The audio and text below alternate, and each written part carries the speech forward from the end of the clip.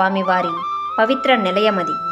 ప్రతిరోజు లక్షలాది మంది భక్తులు గోవిందా గోవిందా అంటూ స్వామివారి దర్శనం కోసం వేచి చూస్తూ ఉంటారు.